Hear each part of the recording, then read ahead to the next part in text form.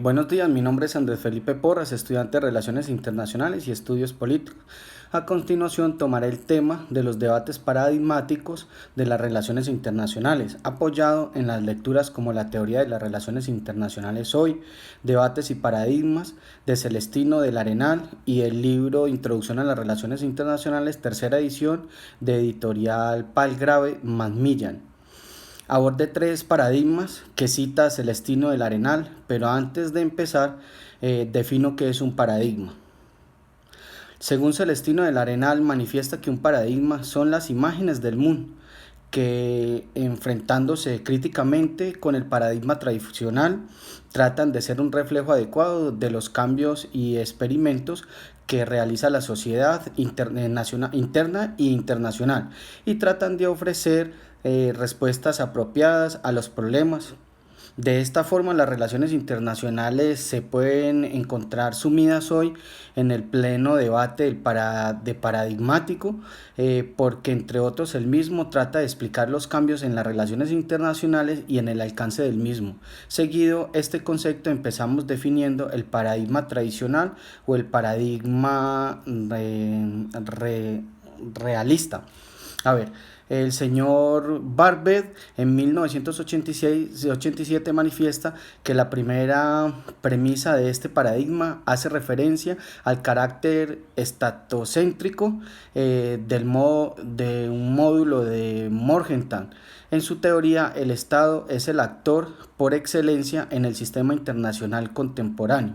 Según Arenal en 1988, entroniza al Estado como suprema unidad política y divide la vida social en dos mundos contrapuestos. Uno es el propio Estado, en el que se propone que a través de un pacto social reine el orden, la ley y la paz, y otro, el de la sociedad internacional, que es el que reina la anarquía, el estado de la naturaleza y la ley de las más fuerzas.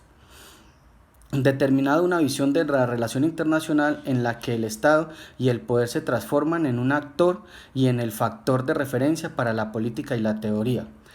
Según Tomasini en 1988, los elementos centrales del pensamiento realista son el poder como el factor fundamental de las relaciones internacionales y el interés nacional como el crítico que inspira a decisiones de la política y al margen de todos los compromisos, ya sea moral, colectivo o el consejo del balance del poder como una situación que es necesaria preservar a cualquier precio, acumulando y poniendo en juego para ello precisamente los recursos del poder que disponen los estados.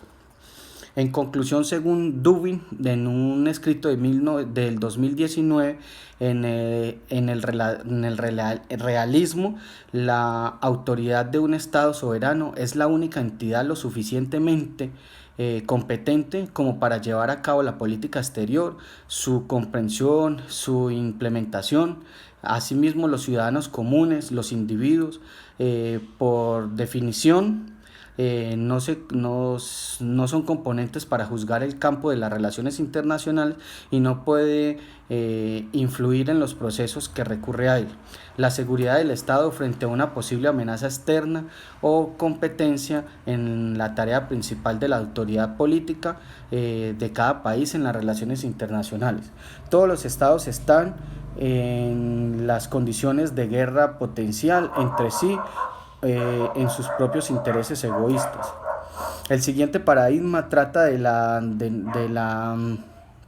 denominia paradigma de la sociedad mundial. Según Celestino del Arenal, la necesidad de este nuevo paradigma viene determinada en la opinión de sus sucesores por la realidad internacional que pocos tienen que ver con el que se originó y se justificó el desarrollo del paradigma realista. Si por un lado la sociedad internacional es ya radicalmente diferente en todos los planos de la simple sociedad política de los estados que el paradigma tradicional tiene como postulado. Por otro, el nuevo clima de sentencia que se conoce en las relaciones este-oeste determina de que el principio de la seguridad nacional, característico del realismo, ya no contribuya una prioridad en la investigación.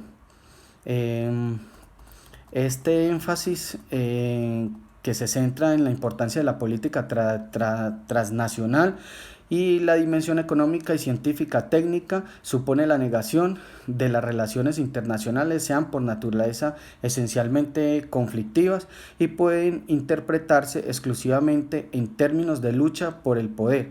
En conclusión, resumiendo, uno de los más importantes postulados de este paradigma es el debilitamiento del papel y el significado del Estado como entidad soberana y como estructura capaz de garantizar el bienestar y la seguridad de sus ciudadanos, y la aparición de nuevos actores, tanto intergubernamentales como no gubernamentales. Las relaciones internacionales, que por la acción transnacional tienden a limitar aún más la margen de la maniobra de los estados. Siguiendo con la temática propuesta ahora, voy a referenciar el paradigma de la dependencia.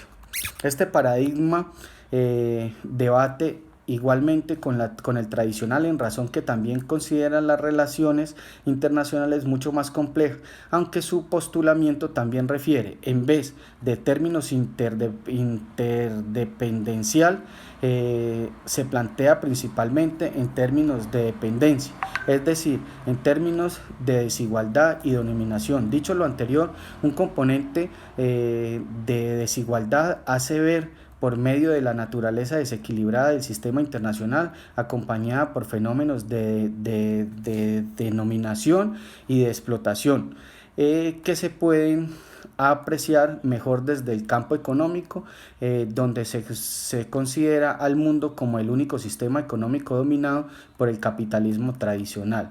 De otro lado, Andrews Willaker, en el 2005, indica que la teoría de las dependencias y los enfoques del sistema mundiales han sido escritos como neomarxistas, porque se cree que por la programación del capitalismo traerá desarrollo industrial a las regiones más pobres. En segunda medida, y en contraposición del paradigma tradicional, entra en el escenario del paradigma de la sociedad mundial, donde se desconoce la preponderancia del Estado como el único actor capaz de sobrellevar las riendas de un sistema internacional. Por último, el paradigma de la dependencia es un paradigma no menos complejo, que muestra su fundamento en la desigualdad internacional, en el cual el capitalismo tradicional, el sistema económico que proyecta el progreso por su intercambio de mercados abiertos generalmente, y que generan mucha riqueza para este paradigma, lo que causa una información de denominación y explotación y desequilibrio en el sistema nacional. Gracias.